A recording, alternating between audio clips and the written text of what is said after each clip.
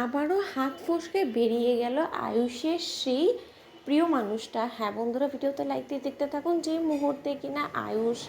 এক পর্যায়ে আনন্দে আত্মহারা হয়ে পড়ে এবং সেই মেয়েটাকে এতটা কাছ থেকে পাওয়ার পর আয়ুষ একবার তাকে ছোঁয়ার যখন কিনা ইচ্ছে প্রকাশ করে, ঠিক সেই সময় সেই মেয়েটা যখন তাড়াহুড়া করে সেখান থেকে বেরিয়ে যেতে নেয় এবং আয়ুষ তাকে তাড়া করা মাত্র যখন কিনা তার পেছন পেছন ছুটে গিয়ে বলতে থাকে যে দেখুন, আমি কোনো মতে আপনাকে ডিস্টার্ব করতে চাই না বা আমি আপনাকে কোনো মতে তাড়া করে আপনাকে ব্যতিব্যস্ত করতে চাই না, কিন্তু তার সত্ত্বেও আপনাকে এতটা কাছ থেকে পেয়ে আমি কোনো মতে আপনাকে হাতছাড়া করতে চাই না এবং আমি সমস্ত রহস্যের উদ্ঘাটন করতে চাই এবং আমি জানতে চাই যে আপনি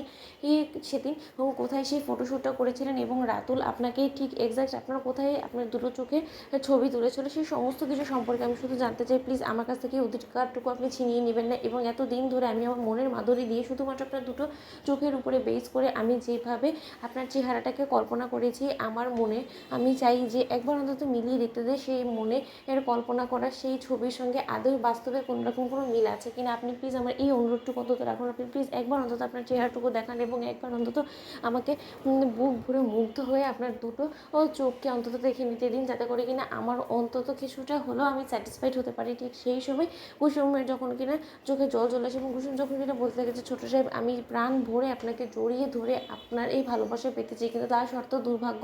পোড়া কপাল আমার এমনই যে আমি কোনো মতে এতটা কাছে থাকা সত্ত্বেও আমি আপনার কাছে ধরা দিতে পারছি না এবং আদৌ আমি সেটা পারবো না এবং আমার ইচ্ছে না থাকতেও আমার আপনাকে আজকে এখানে আঘাত করে এখান থেকে চলে যেতে হবে, নয়তো যদি একবার ছোটো ম্যাডাম জানতে পেরে যায় যে আমি এখানে এসেছি তাহলে রক্ষে থাকবে না, বাড়িতে গিয়ে কুরুক্ষেত্র সে বাজিয়ে দিবে এবং তাতে করে যে কতটা বিপদ আমাদের বাড়বে সেটা আপনি বুঝতে পারবেন না। ঠিক সেই সময় যখন কিনা আয়ুষের অনুরোধে এক পর্যায়ে কুসুম যখন কিনা বেহাল হয়ে পড়ে এবং কুসুম যখন কিনা সেই ওনাটা সরিয়ে বা আয়ুষকে চেহারাটা দেখাতেই নেবে, ঠিক সেই সময় সেখানে মীনাক্ষী চলে আসে এবং এসে বলতে থাকে যে আয়ুষ তুই কী করছিস বলতো, এই যখন গিয়ে নিজে থেকে তোকে চেহারাটা দেখাতে চাইছে না তাহলে তুই তার উপরে কেন জোর খাটাচ্ছিস বলতে। এত দিন সে যখন অপেক্ষা করেছে তার পরবর্তীতে আজকে ধরে এই সমস্ত কর্মকাণ্ডের পরবর্তীতে যদি সে আর কোনো মতে তোর কাছে ধরা না দেয় তখন কী হবে বলতো। তার থেকে বরঞ্চ যা তুই এখান থেকে,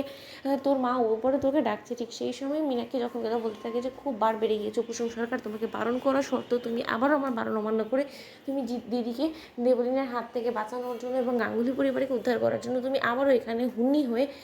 এসে তুমি আয়ুষের সেই দুটো চোখের সন্ধান দিয়েই দিলে, কিন্তু তার জন্য কিন্তু তোমার কপালে অশেষ দুঃখ আছে, সেটার জন্য তুমি প্রস্তুত থেকো। ঠিক সেই সময় কুসুম তখন বলতে থাকি যে ছোটো ম্যাডাম, আমি কিন্তু আপনার অনুরোধ রেখেছি এবং আপনি আমাকে যেভাবে কথা দিয়েছিলেন আমি কিন্তু সেই শর্ত মেনে এখানে এসেছি। আমি যেখানে এসেছি সেই সম্পর্কে কিন্তু কেউ এখনও পর্যন্ত জানে না এবং আমি কে এবং কে